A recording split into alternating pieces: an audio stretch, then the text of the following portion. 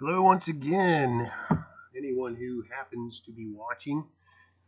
I know I'm probably screaming into the void here, um, but then maybe somewhere along the line people will start to listen.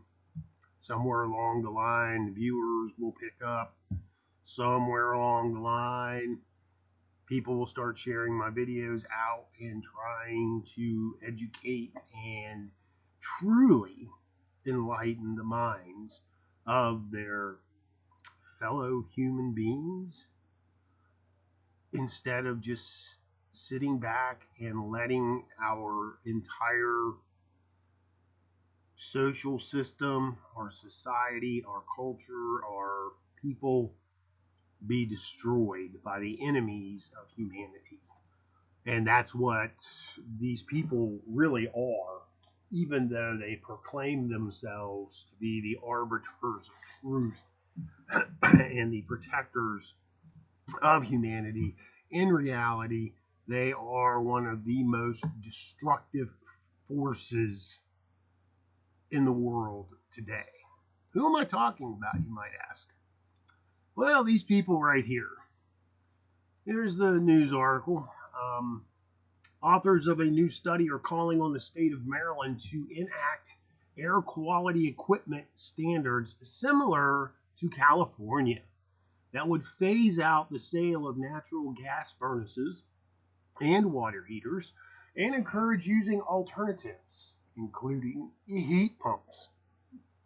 The study found that in Maryland, such equipment emits more than 3 times the amount of health harming nitrogen oxides as all of the state's power plants combined. Jamie DeMarco, director of the Chesapeake Climate Action Network, says pollution from fossil fuels is worse in cities. DeMarco says a new standard for home appliances would not impact existing equipment, but would be implemented at the point of sale. So I saw this morning, and being somewhat aware of the fake, and I do say that, fake climate crisis, all it is being used for is as a way for the government to get more and more control over the people. And you can see that just in this brief little news blurb. Now, the study isn't referenced in this news blurb for whatever reason. So I had to kind of do a little digging around to see if I could figure out what was going on. So first I started with the Chesapeake Climate Action Network, which is quoted in the article. See if we can find Mike Tidwell as the executive director, and Havman's general counsel, Mustafa Abdullah, him, is a field director. Jamie DeMarco is the Maryland director. And we have a Virginia director, and on and on and on it goes. So who are they? Well, they're what they call a nonprofit organization seeking to implement various climate-related actions via legislation. They are very well financed, obviously. They are also extremely biased. And that, ladies and gentlemen, is something that we need to keep in mind. When we're talking about these kinds of things, we have to keep in mind who's doing the talking and who's doing the researching, quote unquote, because no one is unbiased. Absolutely no one. I have my biases just like you do.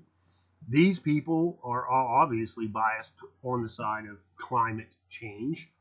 And when you come to bias, one of the big things with it is not being able to identify your own biases. Done some research into that myself, and I have overcome some of my own internal biases over the course of my life. Most of our biases are based on fraudulent information or just, can we just say the media? because they pump us full of different information day in and day out, trying to influence how we think and how we view the world. And it's very hard to escape from that. And this whole climate change thing is one of those things. Um, Sometime I might take the time to actually go back and try to do some research on this whole Chesapeake Climate Action Network group. Uh, Surely there's somewhere out there that talks about who's funding them and all of that, because I would be very, very interested in finding that out. Um, so since I think it was Jamie DeMarco was interviewed in this. Yep. Since he was interviewed in this, he's the lead lobbying and advocacy guy for the state of Maryland. So I went and checked their press releases and saw this, which is from 3 days ago, and read through it and started going through it and pulling out some of these reports that they reference. And you come through here and look at all this down through here. What do we have down here? What do we have? Look around. One Montgomery Green, the Policy Foundation of Maryland with their degraded flag on it. Transform Maryland Transportation. There's the key word there, equity. Anytime you see that, you should run screaming in the opposite direction. The Sierra Club, which is well known for their liberal anti-human stance, on and on and on this goes. And it's as if no one else cares about the environment but them.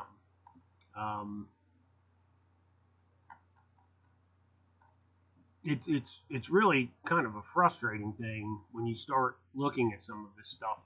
We need more scientists on the anti-climate change side to start doing their own reports and putting them out.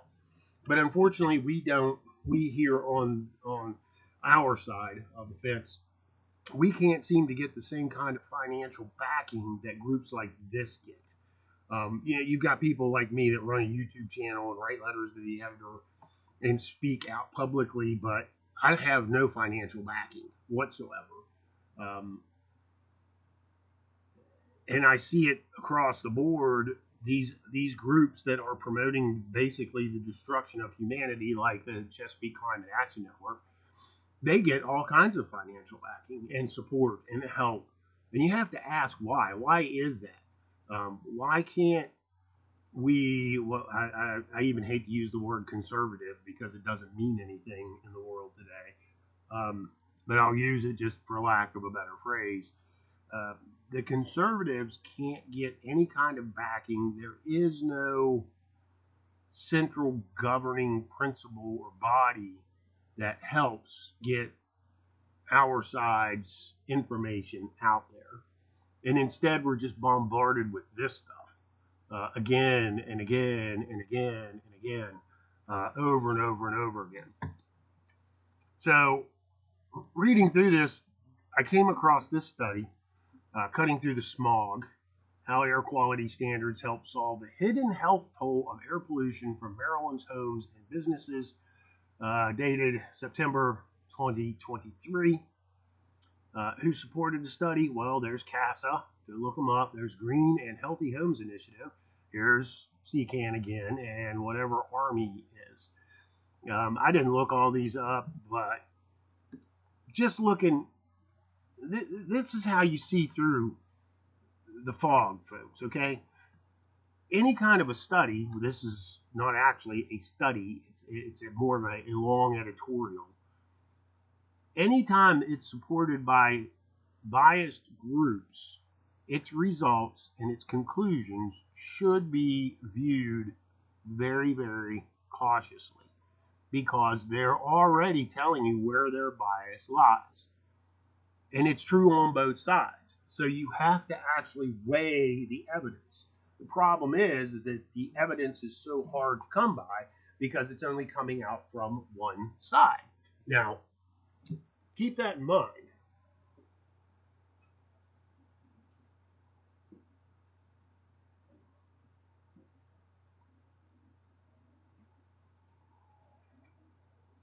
it becomes vitally important to understanding what's said in this report. And as with most of these kinds of reports, we get us an executive summary, which we'll take a brief look at. They focus on Baltimore, major urban area, um, which, I mean, folks, when you go visit these cities, how can you miss the fact that they're not exactly designed to support the environment? They rip out the grass and put in concrete and pavement. They build massive structures and buildings that require massive amounts of energy to heat and cool. They draw in millions of people to work there who have to drive cars, or if they don't drive cars, they have to take public transportation. It's not an environment fitted or suited to be environmentally friendly from the get go. Even in the early days when horses and buggies were around, there were major problems with horse excrement in the streets because what did you do with it? Even human excrement and sewers took massive amounts of money and time and resources to solve. So it's not surprising that a city like Baltimore would have environmental issues because it's not built to be environmentally friendly. That's the nature of cities. Not that cities are bad in and of themselves, but it's just their nature.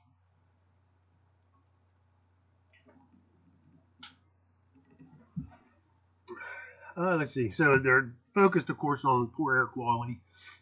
And then they make this great leap here, leading to countless missed days of work and school, high rates of childhood asthma and emergency room visits, as well as premature death.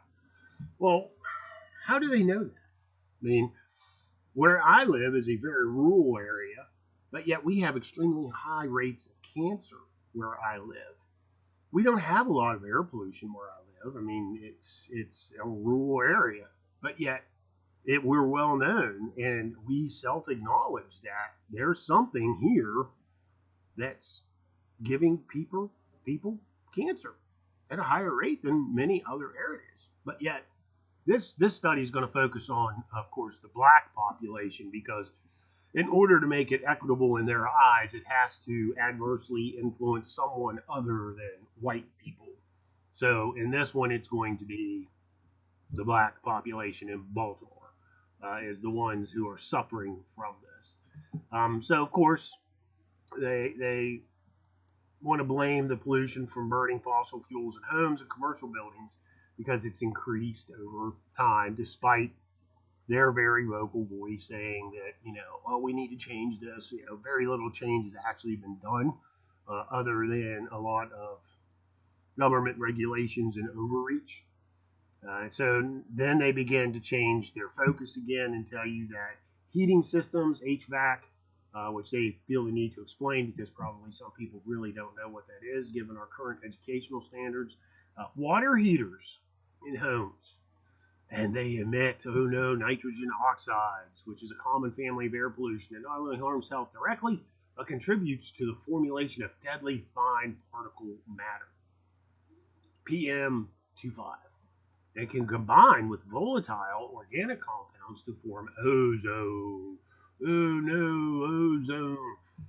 And I say that way because I'm old enough to remember the original hole in the ozone panic from the 1970s, where hairspray was the great perpetrator at the time of the hole in the ozone layer.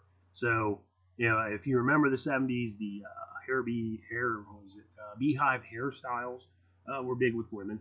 I'm pretty sure my own mom went through probably industrial amounts of Aquanet with her hair because that's what they did. And then the government came in and said, "Oh no, there's a hole in the ozone layer. We're all going to die. We have to change the how we do the hairspray." So they switched up how hairspray was packaged and distributed in order to close the hole in the ozone layer. It was all a bunch of fraud. It was all a bunch of government overreach, and everybody just went along with it, even though most people on the street. And I remember my dad and other men in my life would talk about this and laugh at it. But yet nothing was done to stop the government from enacting all of these overreaching regulations to solve a problem that didn't really exist. And it's only gotten worse since then, as this report is going to show us. Here the claim is made in Maryland, fossil fuel equipment in residential and commercial buildings emits more than 3 times as much health harming NO, or nitrogen oxides, as all of the state's power plants put together. And then they have a footnote to a study down below, which again, I didn't look at that study yet. I haven't taken the time to do that, but just say my skeptic hat's on. So, of course, then they say statewide eliminating fossil fuel equipment, and that's your house, would remove nearly as much nitrogen oxides as taking half the state's diesel vehicles off the road. That seems like a lot of nitrogen oxides being produced from homes and stuff. I mean, I have a gas hot water heater, and you know what? It doesn't run all the time. It basically, for the most part, just sits there. It's a 40-gallon tank. Rarely, probably, does the tank even hit the bottom to be refilled. And the water stays heated because it's insulated. Every now and then, the burner will kick on to warm the water back up to the proper temperature, but it's not running constantly like a power plant. So, here's the skeptic again. I just highly doubt that that's true. In any way, shape, or form. I don't want to try to drag this video out too long. Some of the claims that they make down here: millions of Maryland residents have shouldered the economic and health costs of exposure to air pollution from fossil fuel equipment such as HVACs and water heaters. There it is. That's what their focus is, folks, in case you missed it. That are vented outdoors. According to data from Harvard Public Health researchers, outdoor building pollution caused an estimated 163 premature deaths in Maryland in 2017 alone. 163. How do they know that? Honestly. I mean, did the person die of asthma, bronchitis, pneumonia? How do they know that the cause and effect of that was air pollution?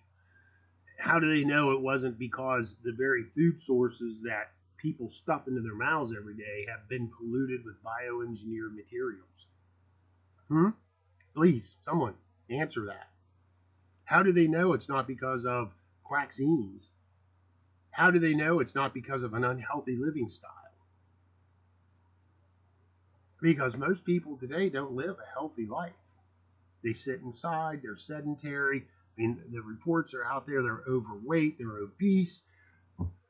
Their food isn't healthy. The medical treatment that they get isn't healthy. And yet they're going to say that 163 people died because of air pollution alone in Maryland in 2017. You just have to ask that. And then it goes on and says that pollution from fossil fuel equipment in Maryland is responsible for additional health and economic impacts, including about 3,500 cases of respiratory symptoms and 6,500 work loss days per year, costing more than $1.3 billion in health impacts annually. You know, maybe they're right, but what about things like diabetes? What about things like the people who can't drink anything but soda and thus create their own diabetes and obesity? How about those people who refuse to do any kind of work, who just sit around and eat McDonald's all day long? I mean, come on, folks. This is a holistic system that we live in this world. All the different parts function together. You can't just focus on one and say it's the cause. You have to look at the totality of the circumstances in order to get to a solution. But now these people, they don't want that. What they want and what they're going to push for is for the removal of gas, hot water heaters, and gas furnaces in the homes of Maryland, private homes of Marylanders. Well, number one, ladies and gentlemen, the state has absolutely zero authority or right to do that. Okay? It's just that simple. The state has become a leviathan, a tyrannical leviathan that is constantly reaching out for more and more and more. And this is just one way in which they're doing it. And these people at CCAN who put out this so-called report are helping, probably being paid by them. I mean, they probably get government funding, right? I mean, the government sends out so many grants, who knows where they go and what they support and what they do, which instantly makes any kind of report like this highly suspect. And of course, down here, in the Baltimore metro area, where fossil fuel equipment emits more than 5 times as much nitrogen oxide as the region's power plants, pollution from the region's buildings drives 60% of those health impacts. Could it be because people aren't outside? Could it be because they're not in nature at all? Have you seen Baltimore? Have you been to Baltimore? Have you walked the streets of Baltimore? I have. Many of these people down there do not live a healthy lifestyle in any way, shape, or form. And yet they're going to claim that 60% of these health impacts is based on fossil fuel equipment in people's homes and businesses. So, and then here's your equity thing. The people of color are exposed to 60% more pollution from residential gas appliances in Maryland. Well, maybe that's because they choose to live in the city, which isn't built for healthy human living, folks. It's just not, especially not the way it's developed. And those who do live in the city, how do you separate them away from the white people who live there or the Latinos who live there? Isn't it funny how it's the whites and the Asians who really don't have the high impact as people of color? That in and of itself shows the bias of this report. Period. In and of itself. It's on the surface even, it's utterly ridiculous. But when you go to the politicians and they see this report and they read it, they can't think critically. They aren't smarter than you or I, folks. Our senators and our legislators, they aren't smarter than you or I. They think they are, but in reality, they aren't. They're the same as you and I. The same thing with the people that sit on this board at whatever it's called again. They're no smarter than you and I. Oh, yeah, they've got doctorates and they've got degrees from some university somewhere, but that means nothing in the end. All that means is that they've been trained and propagandized to think a certain way rather than being trained to think logically, rationally, and unbiased. So what are we going to see in Maryland coming? Try to draw this to an end here as quickly as possible. Instead, and of course, the focus in this report is Baltimore metro area and Washington, D.C. But they're not going to just try to fix Baltimore. This is going to be statewide, folks. So Garrett, Allegheny, Washington, Frederick, Howard, pick a county in Maryland. You're all going to be subject to not being able to replace your hot water heater with a gas hot water heater because of this report and this propaganda that's been put out by a so-called unbiased source. And if anything, these people are more biased than most other people. Just got to go look up Army because this is the source of this whole people of color thing. So you'll probably find biases there.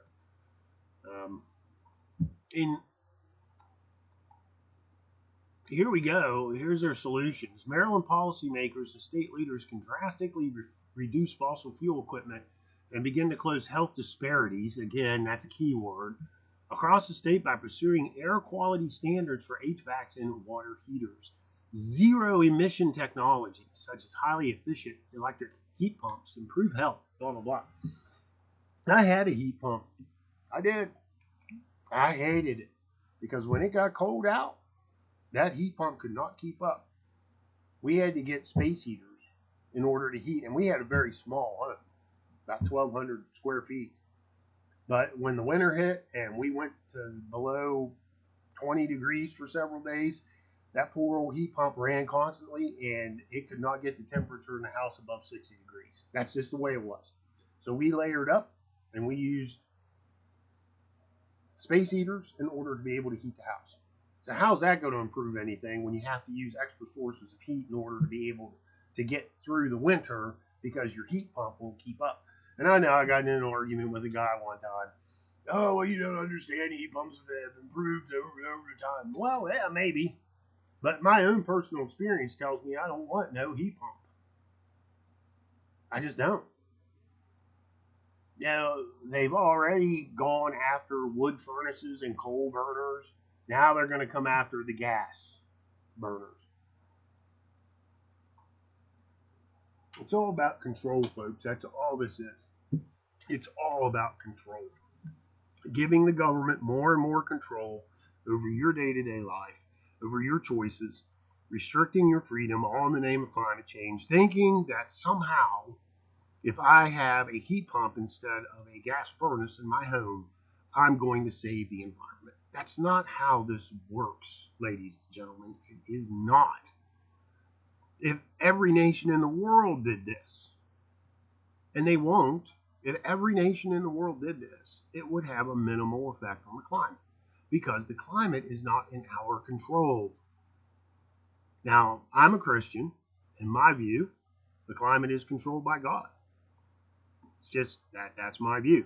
If I was an atheist and didn't believe in God, I would look at it and say, how does some minuscule species like humanity have such an effect on the climate? And why aren't we changing things that we could change? Like, instead of building large concrete cities, building instead small rural areas where people are more in touch with nature, feeding them natural food, and redoing our entire healthcare system and ideas in order to promote more healthy living. That would be my response as an atheist to that. Just looking at the size of the earth and the amount of human activity on it is minuscule compared to the size of the earth, to be just blunt about it. And not only that, those of us with a little age on them, I remember all the frightening things.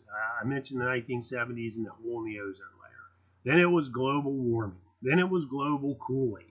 And then it was another ice age. And now we're at climate change because none of those things happened. So they had to change their phraseology in order to keep it applicable and still continue to fool people. Because young people today have no historical memory of all those things that happened in the past. I mean, acid rain was going to kill us all.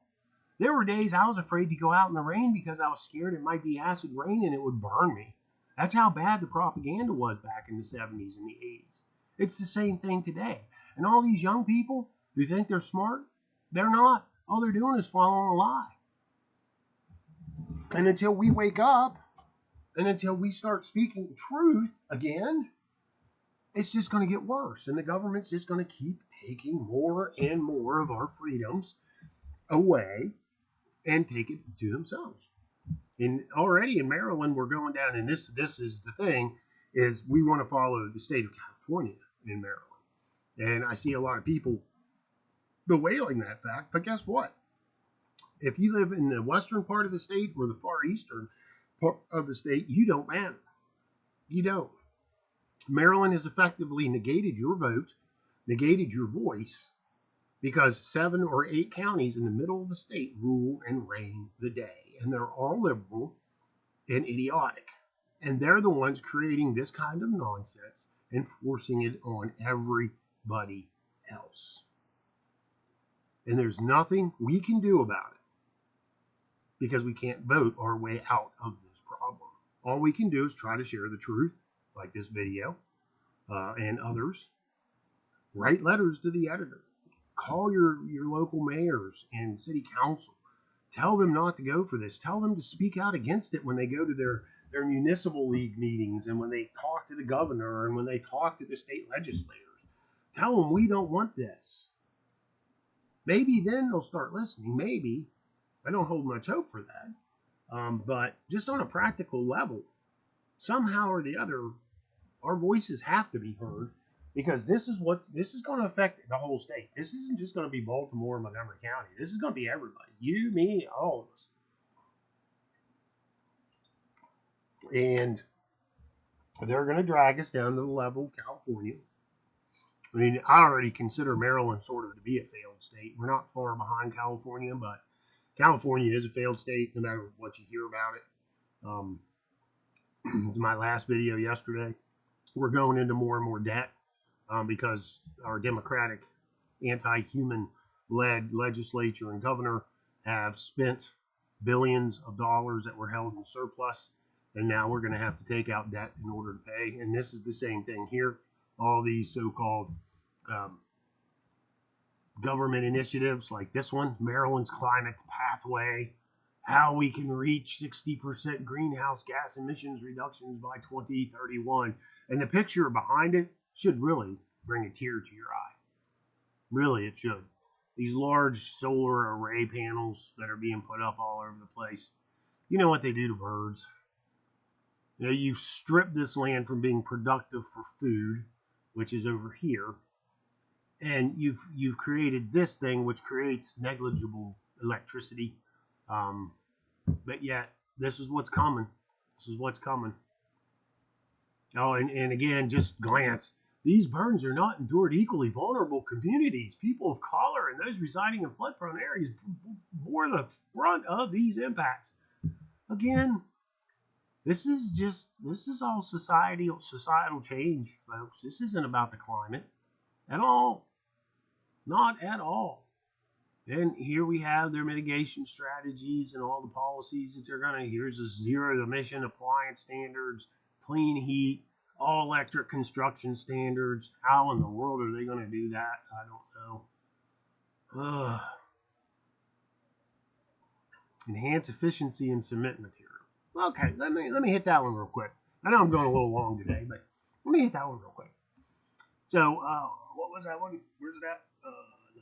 I can't find. Oh, enhance efficiency in cement material. You want to know how to do that? You want to know? Use hemp.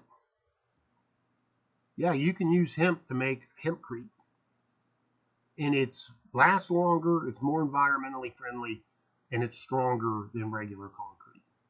And you can grow it, and replace and grow it again, and make more, and grow it again, and make more.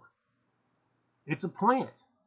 It puts carbon into the, I'm sorry, I said carbon. Oh, carbon's one of those things that's bad now, isn't it? Yeah, we can't have carbon.